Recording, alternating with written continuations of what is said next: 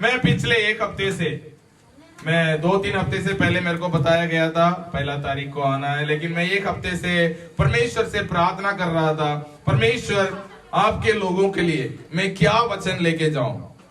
तो या प्रार्थना करते रहा, मेरे को एक वचन, एक शब्द परमेश्वर ने दिया, वो है विश्राम। हालेलुया। क्या है?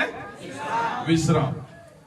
तो मैंने, कितने लोग ग्रुप में हैं, आप लोग ने देखा होगा, मैंने लिखा है विश्राम का वर्ष। आपने पढ़ा है?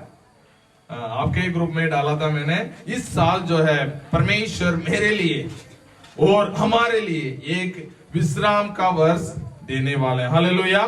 तो आज का वचन के लिए हम पढ़ेंगे मत्ती रचित सुसमाचार अध्याय 11 का 28 और 29। कोई हमारे लिए पढ़ सकते हैं? मत्ती रचित सुसमाचार अध्याय 11 का 28 और 29। हे सब परिश्रम करने वालों और बोझ से दबे हुए लोगों, मेरे पास आओ, मैं तुम्हें विश्राम दूंगा। मेरे जुआ अपने ऊपर उठा लो और मुझसे सीखो, क्योंकि मैं नम्र और मन में दीन हूँ, और तुम अपने मन में विश्राम पाओगे। हालेलुया। हे सब परिश्रम करने वालों, बोझ से दबे हुए लोगों, मेरे पास आओ, मैं तुम्हें विश्राम दूंगा। हालेलुया। कई बार हम विश्राम का परिभाषा क्या है, विश्राम का परिभाषा के बारे में सोचा, आराम है ना। हम जो काम करते हैं उससे जो तक के आते, तो हमें सोने से क्या मिलता है? विश्राम मिलता है, आराम मिलता है। सुबह उठते तो एक नया ताकत, एक नया ऊर्जा हमें मिलती है। लेकिन यहां जो लिखा गया है वो वाला आराम नहीं है। यीशु मसीह के पास आओगे तो अच्छा से सोने को मिलेगा, फिर अगले दिन नया ऊर्जा, वो तो सबको मिलता है। ये दुनिया का, इस पृथ्वी का नियम है।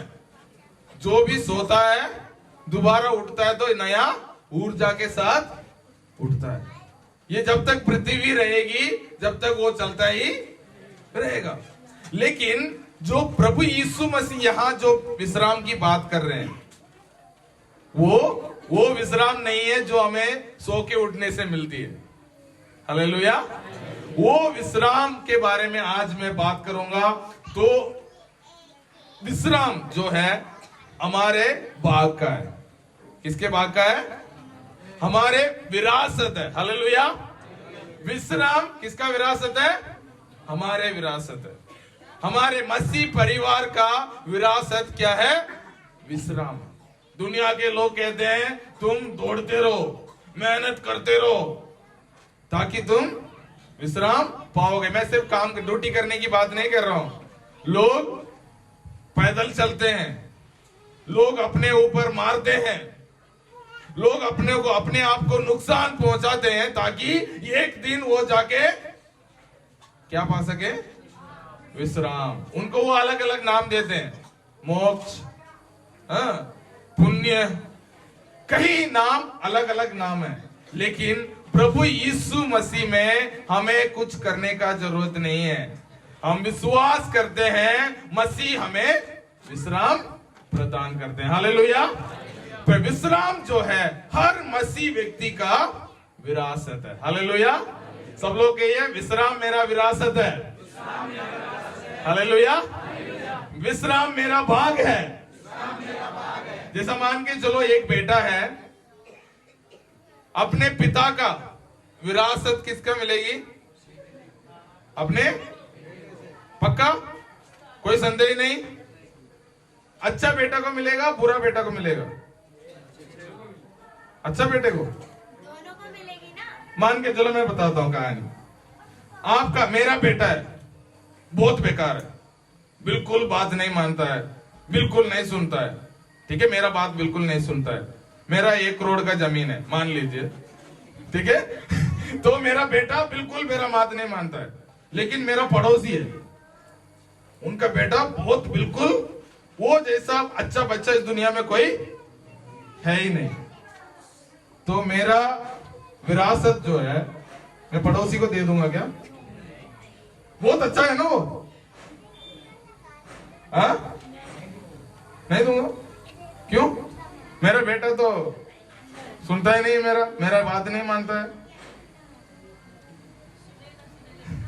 बेटा बेटा ही है। वैसे ही मसीह में हम परमेश्वर का संतान है, तो विश्राम किसका भाग है? हमारा भाग है ना। हम मसीह से कई बार दूर चले जाते हैं, वापस आते हैं, हाँ, बहुत सारी चीजें हमारे जीवन में ऊपर नीचे होते रहती है, लेकिन विश्राम किसका भाग है? हमारे भाग। हालेलुया।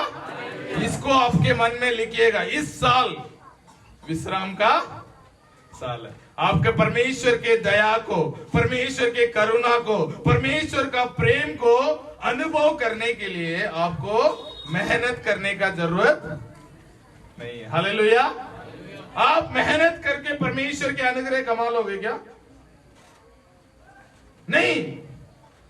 मेरा बेटा मेरा विरासत पाने के लिए कोई मेहनत करने का जरूरत नहीं है। क्यों? क्योंकि वो मेरा बेटा है। हम किसी को ऐसा कोई मेहनत करने के लिए जरूरत नहीं है ताकि हम परमेश्वर से विश्राम पा सके। वो जब हम परमेश्वर के परिवार में शामिल होते हैं तभी उसके साथ हमें मिल जाता है। हम इसलिए ये सारे बात करते हैं, प्रार्थना करते हैं, परमेश्वर के वचन के अनुसार चलते हैं। ये सब इसलिए नहीं करते हैं कि हमें परमेश्वर के अनुग्रह और मिल जाए, नहीं। हम इसलिए करते हैं क्योंकि परमेश्वर से हम प्रेम करते हैं। पहला यूहन्ना अध्याय 4:19 में लिखा गया है, हम उससे इसलिए प्रेम करते हैं क्योंकि उसने हमसे पहले ही प्रेम किया। कई लोग सोचते हैं हमें परमेश्वर से प्रेम करते रहना पड़ेगा ताकि परमेश्वर का प्रेम हमें मिलेगा। नहीं, आप परमेश्वर के मेहनत करके परमेश्वर का प्रेम को कभी नहीं कमा सकते हैं। परमेश्वर ने जितना हमसे ऑलरेडी प्रेम कर चुके हैं उससे ज्यादा प्रेम हम पा नहीं सकते हैं। हालेलुया। वचन में लिखा गया, परमेश्वर ने जगत से ऐसा प्रेम किया, अपना एकलौता पुत्र को दे दिया। उससे ज्यादा प्रेम पा सकते हैं क्या? नहीं है। उससे ज्यादा हम मेहनत करके परमेश्वर का प्रेम को नहीं पा सकते हैं। इसलिए मैं कहता हूं विश्राम हमारे विरासत है, विश्राम हमारे भाग है, क्योंकि हम मसीह के परिवार है। हालेलुया। हम प्रभु यीशु मसीह पर विश्वास करने के द्वारा हम मसीह के परिवार में शामिल हुए हैं, इसलिए विश्राम हमारे विरासत है। हालेलुया। एक पढ़िए निर्गमन अध्याय 33:14, कोई हमारे लिए पढ़िए। निर्गमन अध्याय 33:14 मैं पढ़ता हूं। यहोवा ने कहा, मैं आप तेरे साथ चलूंगा और तुझे विश्राम दूंगा। हालेलुया। सब लोग साथ में बोलिए, मैं आप ही तेरे साथ चलूंगा और तुझे विश्राम दूंगा। हालेलुया। ये परमेश्वर का वायदा है, परमेश्वर के अपने लोगों को प्रति वायदा है, मैं आपके साथ चलूंगा और आपको विश्राम दूंगा। ठीक है, आज मैं 7 बात करूंगा जिस चीज से प्रभु यीशु मसीह में आपको विश्राम मिल चुकी है। हालेलुया। कई बार मेरे पिता का क्या संपत्ति है मेरे को नहीं पता है, क्योंकि मेरे पिता वहां और कहीं जमीन 100 गज वहां खरीद रखा है, 2 एकड़ वहां खरीद रखा है, हाँ, और 500 गज और कहीं खरीद रखा है, बच्चों को पता नहीं है। तो विश्राम हमारे बाग में ऑलरेडी मिल चुकी है। और किस किस चीज से हमें विश्राम मिली है, 7 बातें आपसे मैं बात करके आज का इस वचन को खत्म करना चाहूंगा। ठीक है, मैं वचन पर वायदा किया है, मैं आप ही तेरे साथ चलूंगा और तुझे विश्राम दूंगा। हालेलुया। और बहुत सारा वचन है लेकिन पढ़ने के लिए समय नहीं है। लेकिन पहले बात, हमें विश्राम मिली है पाप के डर और नरक के डर से हमें विश्राम मिली है। हालेलुया। अभी मसीह में आने के बाद आपको नरक से डर डर के जीने का जरूरत नहीं है, पाप से डर डर के जीने का जरूरत नहीं है। दुनिया के लोग अभी भी डरते हैं, पुण्य के काम करते रहेंगे ताकि वो सोचते हैं कि ये सारी चीज मैं जिंदगी भर करते रहूंगा तब मुझे स्वर्ग मिलेगी या विश्राम मिलेगी या मोक्ष मिलेगी। लेकिन वचन हमें वायदा करता है, जितनों ने उसे विश्वास किया है उसे परमेश्वर का संतान होने का अधिकार दिया है।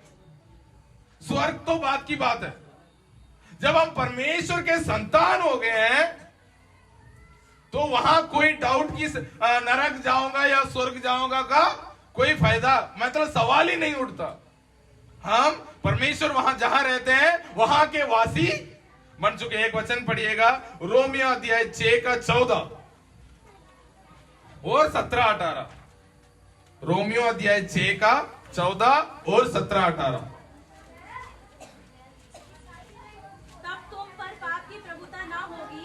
तब तुम पर किसका प्रभुता नहीं होगी? पाप की प्रभुता ना होगी, क्योंकि तुम व्यवस्था के अधीन नहीं वरन अनुग्रह के अधीन हो। तो क्या हुआ? 17 और 18। परंतु परमेश्वर का धन्यवाद हो कि तुम जो पाप के दास थे अब मन से उस उपदेश के मानने वाले हो गए हैं जिसके साचे में डाले गए थे और पाप से छुड़ाए जाकर धार्मिकता के दास हो गए। हालेलुया। हमें परमेश्वर ने पाप से छुड़ा रहा है, लिखा है कि छुड़ा दिया है, लिखा है।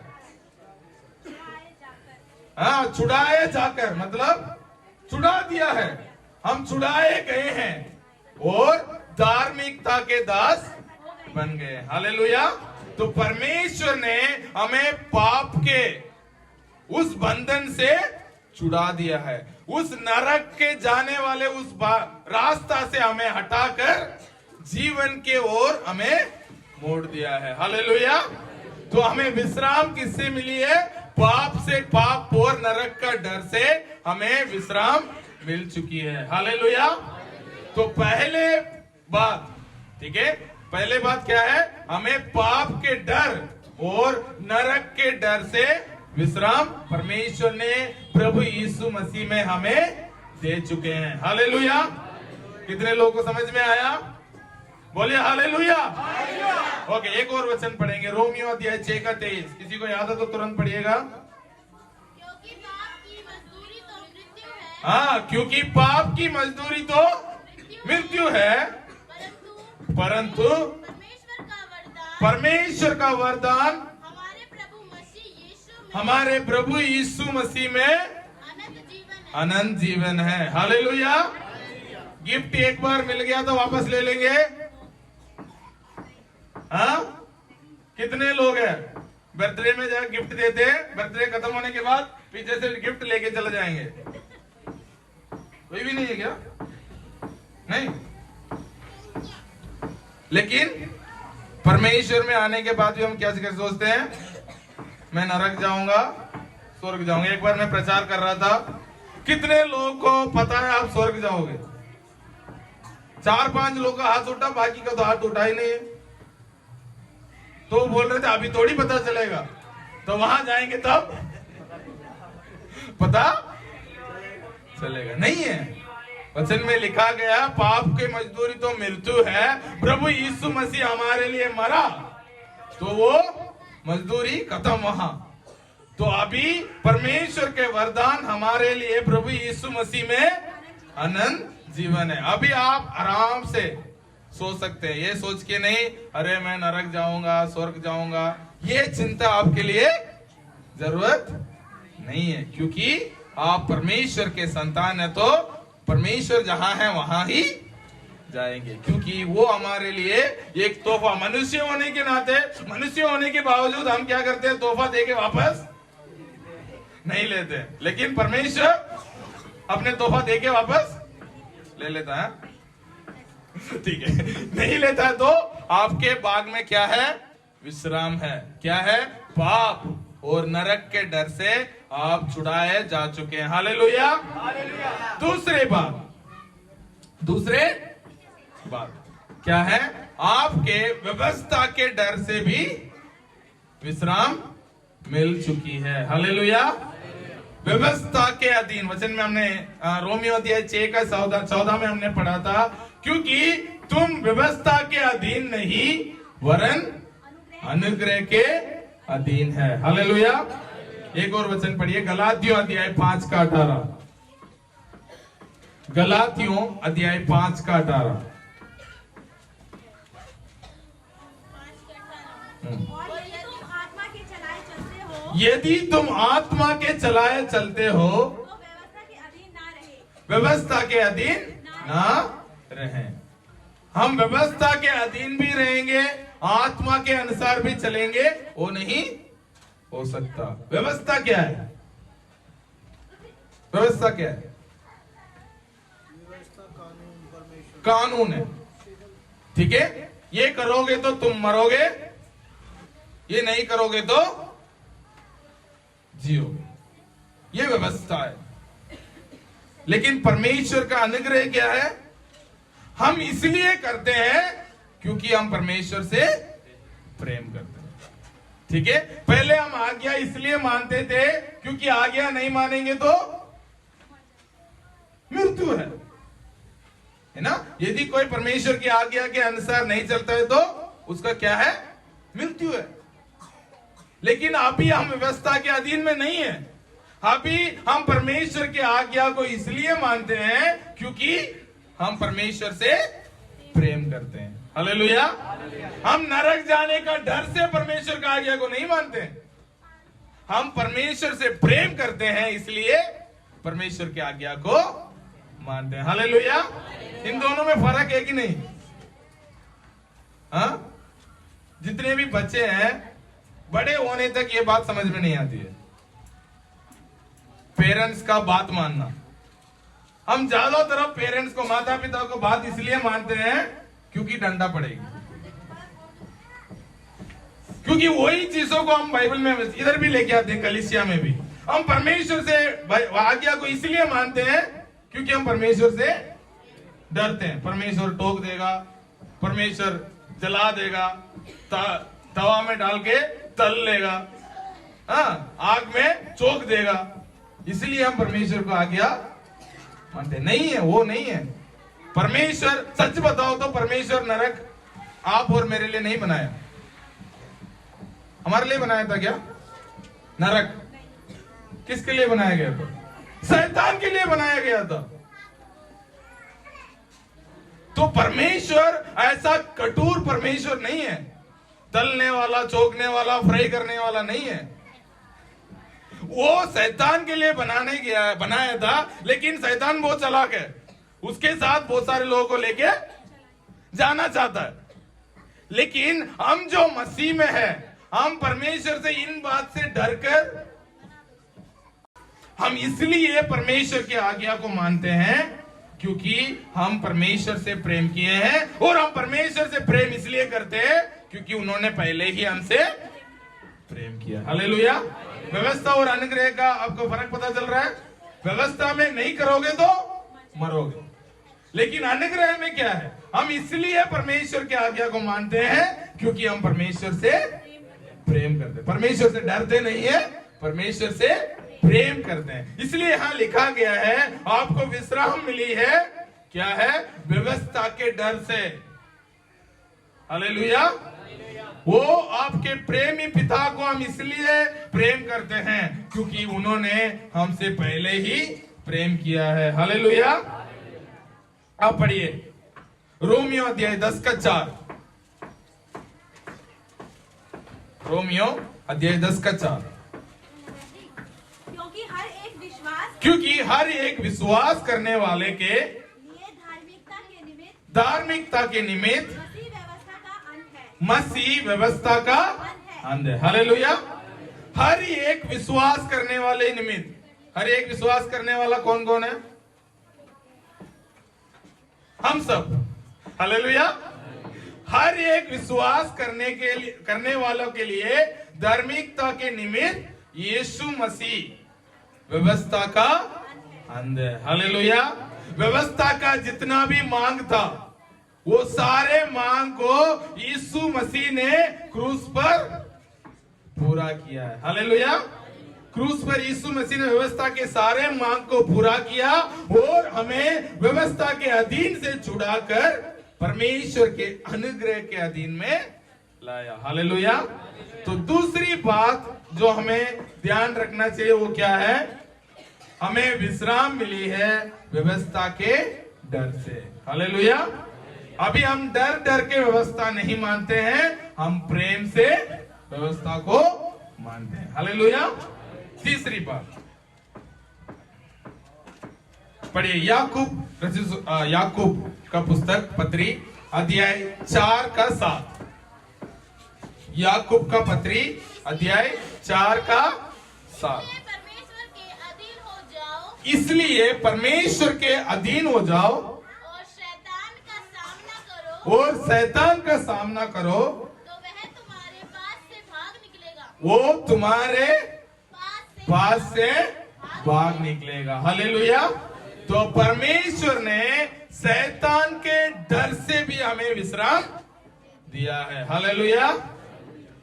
आप किसी को भी भगा सकते हो क्या? जिसके ऊपर आपका प्रभुता है उसको आप भगा सकते हो। हालेलुया। जो बाहर जो कुत्ते घूमते हैं उसको आप भगा सकते नहीं भगा सकते? भगा सकते हैं। तो परमेश्वर ने क्या कहा? उसको सामना करो, सामने जाके खड़े हो जाओ। तो क्या करना पड़ेगा? उसको भागना पड़ेगा। उसको क्या करना पड़ेगा? भागना पड़ेगा। क्योंकि किसने बोला? परमेश्वर का वचन कहती है उसको सामना करो। उससे डरने का जरूरत नहीं है, अरे शैतान क्या कर लेगा हमें, नहीं है। वो आपको कुछ नहीं कर सकता, वो आपको कुछ नहीं कर सकता जब तक आप उसको अनुमति नहीं देते हो। कब तक वो कुछ नहीं कर सकता? जब तक आप उसको अनुमति नहीं सकते। जैसे एक रोड का कुत्ता है, जब तक उसको आप अनुमति नहीं दोगे वो चर्च के अंदर आ जाएगी क्या? नहीं। आप बोलोगे आ जाओ, आ जाओ, यहां बैठो, बिस्कुट खिलाओगे तो वो तो आएगा। लेकिन हम कोई करते हैं क्या ऐसे? बाहर के कुत्ते को नहीं करते हैं। बाहर के तो बाहर ही रहने दो, संसार उसका है, उसको संसार में ही रहने दो। अपने घर में, अपने परिवार में घुसने मत दो, क्योंकि परमेश्वर प्रभु यीशु मसीह उस पर विजय पा चुके हैं। हालेलुया। तो प्रभु यीशु मसीह विजय पा चुके हैं तो हम भी विजय पा चुके हैं। हालेलुया। तो प्रभु यीशु मसीह में शैतान के डर से भी हमें विश्राम मिल चुकी है। हालेलुया। तो इसलिए परमेश्वर के अधीन हो जाओ, परमेश्वर के अधीन हो जाओ, शैतान को सामना करो तो वो क्या करेगा? भागेगा। हालेलुया।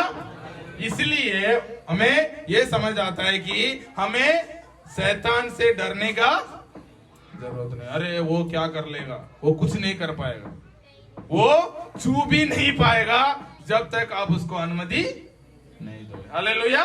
तो परमेश्वर ने हमें मृत्यु शैतान के डर से भी हमें आजादी दिया है। 3 बात हो चुकी है। क्या क्या है?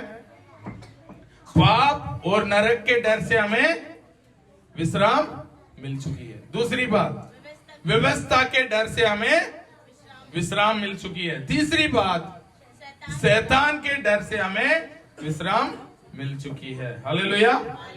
चौथा, आपके दुश्मनों के डर से भी आपको विश्राम मिल चुकी है। कोई भी दुश्मन से आपको डरने का जरूरत नहीं है। चाहे वो शारीरिक दुश्मन हो सकता है, आत्मिक दुश्मन हो सकता है, किसी भी रीति का दुश्मन हो, उनसे आपको डरने का जरूरत नहीं है। पढ़िए व्यवस्था विवरण अध्याय 25 का 19।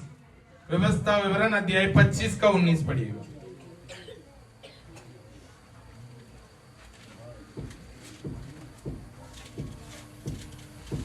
जल्दी। ठीक है, मैं पढ़ता हूँ। इसलिए हाँ ठीक है, पढ़िए। इसलिए जब तेरा परमेश्वर यहोवा उस देश में जो वह तेरा भाग करके तेरे अधिकार में कर देता है, तुझे चारों ओर के सब शत्रुओं से विश्राम दे। हालेलुया। तुझे चारों ओर से विश्राम दे। नहीं चारों ओर के शत्रुओं से। सही से पढ़िएगा। चारों ओर के सब शत्रुओं सब शत्रुओं से। हाँ, कई बार हम क्या करते हैं, आधा वचन पढ़ के छोड़ देते हैं। चारों ओर के शत्रुओं से हमें विश्राम नहीं दिया है, चारों ओर के सब। इसका मतलब सब मतलब सब है। हालेलुया। सब मतलब एक दो छूट गए क्या? सब मतलब सब। आपके चारों ओर के सब शत्रुओं से आपको विश्राम देता है। हालेलुया। एक और वचन पढ़िए, वचन संहिता 27:3। वचन संहिता 27:3।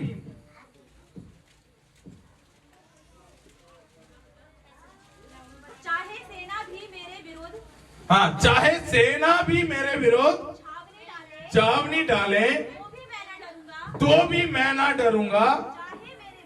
चाहे मेरे विरोध लड़ाई ठन जाए, लड़ाई टन जाए, उस दशा में भी उस दशा में भी मैं हियाव बांधे निश्चिंत रहूंगा। हालेलुया। चाहे पूरे सेना आपके चारों ओर छावनी डाल दे, है ना, पूरे सेना आपको चारों ओर घेर दे, तभी भी विजय किसका होगा? विजय किसका होगा? परमेश्वर का, आपका है। हालेलुया। चाहे चारों ओर आपके दुश्मन आपको घेर ले, फिर भी विजय आपको होगा, क्योंकि इसमें लिखा है कि मैं हियाव बांधे हुए निश्चित रहूंगा, क्योंकि परमेश्वर विश्राम देने वाला है, जय देने वाला है। हालेलुया। आपके दुश्मन से डरने का जरूरत नहीं है। वचन में लिखा गया है, मैं आप ही आपके लिए लड़ूंगा। आप क्या करो? चुपचाप खड़े रहो, वचन में लिखा गया है। हालेलुया। तो हमें दुश्मनों के डर से हमें विश्राम परमेश्वर ने दिया है। दुश्मन कितना भी बड़ा क्यों ना हो, आपको डरने का जरूरत नहीं। वचन 23 में लिखा है, हमारे दुश्मनों के सामने परमेश्वर हमें मेज बिछाता है। हालेलुया। वो खड़े खड़े देखेंगे, मेज मतलब भोजन, हम बैठ के खाएंगे, दुश्मन खड़े होके देखते रहेंगे, क्योंकि हमें प्रभु यीशु मसीह के द्वारा विश्राम मिली है हमारे दुश्मनों के डर से भी। हालेलुया। पांचवा, मृत्यु का डर से हमें विश्राम मिली है। हालेलुया। कितने लोग मृत्यु से डरते हैं? 1 2 डरते हैं क्या? क्यों?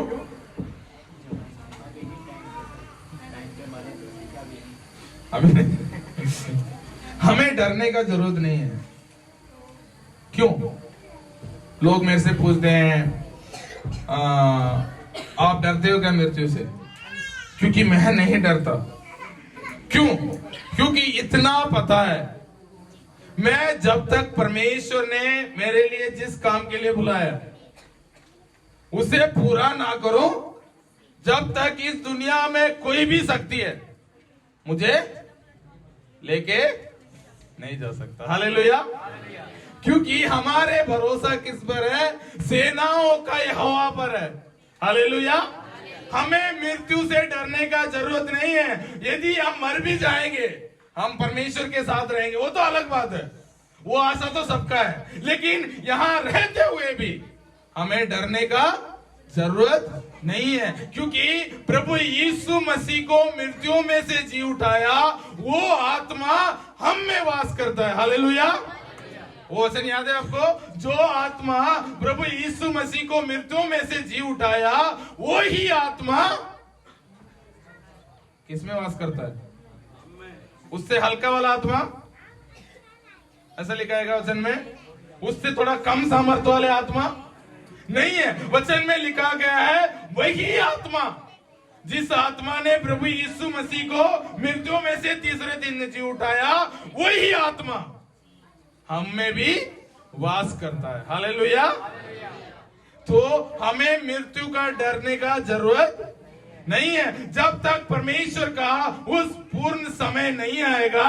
इस दुनिया के कोई भी शक्तियां हमें इस दुनिया से लेके नहीं जा सकते हैं। हालेलुया। एक वचन पढ़ेंगे हम, फिलिपियों अध्याय 3 का 20 और 21।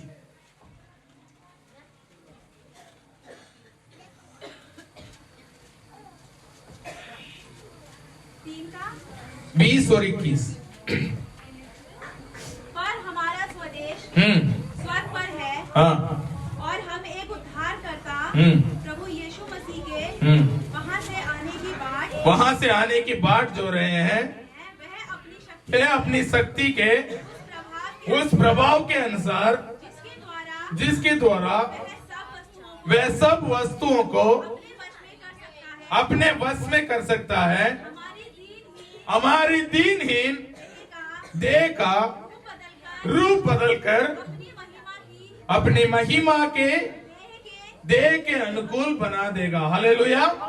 हमें कोई डरने का जरूरत नहीं है, क्योंकि प्रभु यीशु मसीह अपने सारे सामर्थ्य से, हमारे ये दीनहीन शरीर है, ये शरीर कमजोर लग सकता है आपको, लेकिन उसको बदलकर उस महिमा के शरीर में परमेश्वर बदलने के लिए वो सामर्थ्य है। हालेलुया। इसलिए हमें मृत्यु का डर नहीं है। हालेलुया। यदि आपके अंदर है मैं कल चला जाऊंगा तो क्या होगा, आपको डरने का जरूरत नहीं है, क्योंकि जब तक परमेश्वर का उस काम आपका जीवन में पूरा नहीं होगा, अब तक आप नहीं जाओगे। हालेलुया। क्योंकि इसलिए मृत्यु का डर है आपके, हटा दीजिएगा। क्योंकि कौन क्या होगा, कौन बाकी के सब काम कौन करेगा, कोई चिंता करने की जरूरत नहीं है जब तक परमेश्वर का उस काम पूरा नहीं होगा। आपको इतना पता है ना, आप सबके लिए परमेश्वर ने एक योजना बनाया है। सिर्फ आपके पास्टर के लिए बनाया गया नहीं है, आप सबके लिए परमेश्वर ने बहुत बड़ा योजना बनाया है।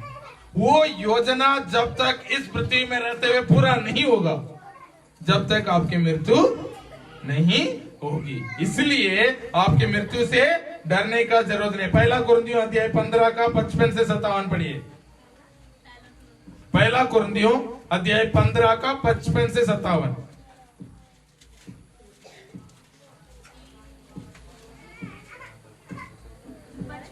हे मृत्यु, तेरी जय कहाँ रही?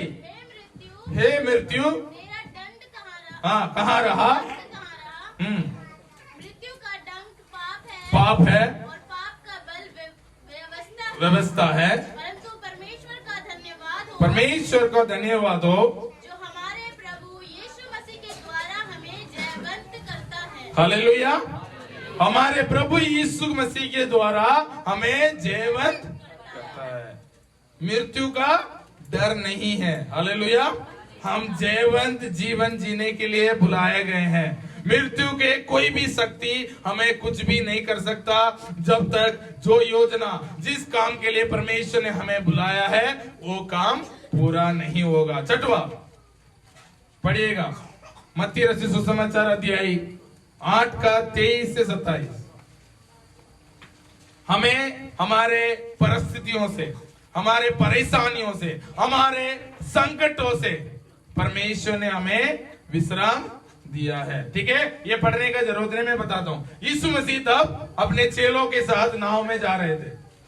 ठीक है, तो क्या हो रहा था? आंधियां, आंधी और तूफान, लहर। समुद्र में कभी गए क्या? कभी नहीं गए समुद्र में?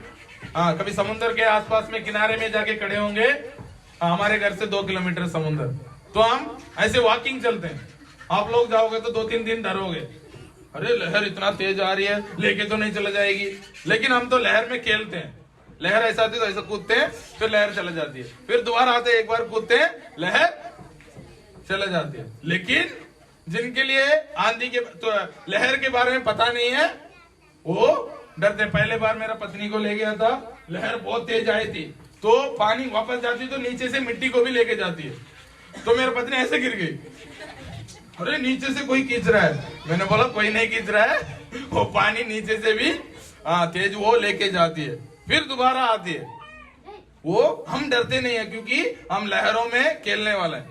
तो यीशु मसीह क्या किया था, वो उनको सब पर क्या है, सामर्थ्य, सब कुछ वो कंट्रोल कर सकते हैं।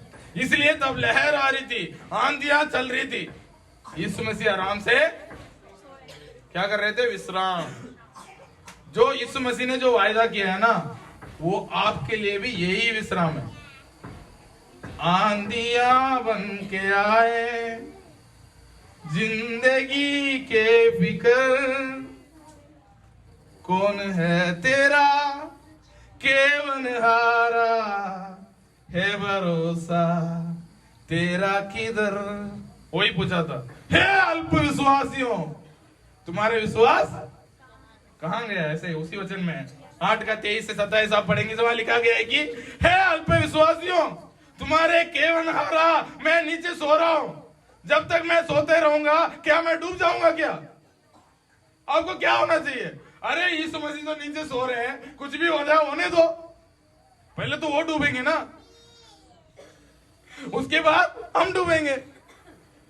तो हमें अपने संकटों से, आंधियां जैसे आपके जीवन में परिस्थितियां आती है, आपको डरने का जरूरत नहीं है, क्योंकि आपके केवनहारा आपके साथ खड़ा है। हालेलुया। वही विश्राम, जैसा यीशु मसीह आंधियों के परिस्थिति में सो रहे थे, वही विश्राम आपको यीशु मसीह ने वायदा किया है। आप सो सकते हैं। 2 तरीके, संकट आता है, आप क्या करेंगे, इस संकट से कैसे बाहर जाऊंगा, ऐसा करके आपने बहुत कोशिश करेंगे। मुझे पता है सारा कोशिश करने के बाद लास्ट में यही आओगे। हालेलुया। आप जितना भी भाग दौड़ किए होंगे तो आपको पता है, सारा भाग दौड़ करने के बाद लास्ट में, अरे कुछ भी नहीं हो रहा है पास्टर जी, अभी केवल परमेश्वर है। तो हमें पहले ही वहां आ जाओ, जहां सारा भाग दौड़ करके जहां आते हैं, तो पहले ही यहां आ जाना चाहिए, क्योंकि विश्राम हमारे भाग में है। हालेलुया। यीशु मसीह जैसा सो रहे थे, वैसे ही हमारे संकट के समय में, हमारे परिस्थिति के समय में हम विश्राम में जी सकते हैं। सुनने में अजीब सा लग सकता है, सुनने में मुश्किल जैसा लग सकता है, लेकिन इसको हम हमारे जीवन में प्रैक्टिस करेंगे, हम ऐसे जीवन जी सकते हैं, क्योंकि प्रभु यीशु मसीह ने हमारे लिए वायदा किया है। एक और बात लास्ट, ना उस मरी से जो अंधेरे में फैलती है, ना उस महारोग से जो दिन दोपहरी में उजाड़ता है। मैं नहीं डरूंगा, क्योंकि यहोवा मेरा शरण स्थान है। हालेलुया। हमें मृत्यु का डर तो नहीं है, लेकिन बीमारी से भी डरते हैं। बीमारी आने से पहले ही लोग डर जाते हैं। मैं कलीसिया वाले को, मेरा परिवार वाले को क्या कहते हैं, न्यूज मत देखो। क्या मत देखो, न्यूज मत देखो। थोड़ा बुढ़ा होने के बाद लोगों को आदत क्या हो जाता है पता है, घर जाते ही न्यूज क्या चल रहा है, न्यूज ऑन कर दिया, और भाई वहां दुनिया के सारे फालतू बातें, दुनिया के सारे फालतू बातें। वहां चाइना में एक बंदा मर गया, इंडिया में प्रधानमंत्री उठ के आ गए, भाई साहब सावधान रहें, सुरक्षित रहें, लहर बहुत बड़ा आने वाला है। न्यूज मत देखिए। मेरे को किसी ने बोला, अरे हमारे प्रधानमंत्री का भाषण नहीं सुना, क्या हो गया यार, अरे लहर आ रहा है। मैं बोला नहीं यार, मैं नहीं देखता फालतू चीजें, मैं नहीं देखता, न्यूज नहीं देखता बिल्कुल। हमारे घर में तो न्यूज मना है, गलती से भी न्यूज आ गई, बच्चे तो देखते नहीं है, बड़ों भी नहीं देखते हैं। मैं तो मेरे घर में भी, मेरा पापा भी पास्टर है, घर में भी भाई लोगों को बोल रखा है पापा कभी भी न्यूज ऑन करेंगे टीवी बंद कर देना, क्योंकि पहला लहर आई थी तब न्यूज देखे अरे 1000 मर गए, अरे 2000 मर गए, मैं भी मर जाऊंगा। मैंने बोला न्यूज बंद करो, फालतू बातें बंद करो। परमेश्वर के वचन कहती है ये सारे अंधेरे में फैलती है, महारोग है, दिन दोपहरी में आती है, उससे मैं नहीं डरूंगा। और यदि निर्गमन अध्याय 15 का 26 में लिखा गया है क्योंकि मैं तुम्हारे चंगा करने वाला परमेश्वर हूं। हालेलुया। वो हमारे चंगा करने वाला परमेश्वर है। ये नहीं कहता हूं अब सावधानी मत रहो, सावधानी रहो, वो अलग बात है। हाँ वो अलग बात है। अब मास्क पहनो, वो पहनो, सैनिटाइजर लगाओ। हमें इतना पता है जितना सैनिटाइजर लगाएं, जितना मास्क लगाएं, जिनको जाना था वो जा चुके हैं। हाँ लेकिन सरकार कहती है हम उनका भी बात मानना चाहिए, वो मानो, लेकिन उससे बढ़कर परमेश्वर का वचन को आपके हृदय में भरो। हालेलुया। परमेश्वर का वचन कहती है यदि महामारी आ भी जाए लेकिन चंगाई करने वाला कौन हो? मैं। वो परमेश्वर आपके साथ है, इसलिए बीमारियों का डर भी, उससे भी आपको विश्राम मिल चुकी है। हालेलुया। एक और बार 7 बातों को दोबारा आपको याद दिलाकर खत्म करना चाहूंगा।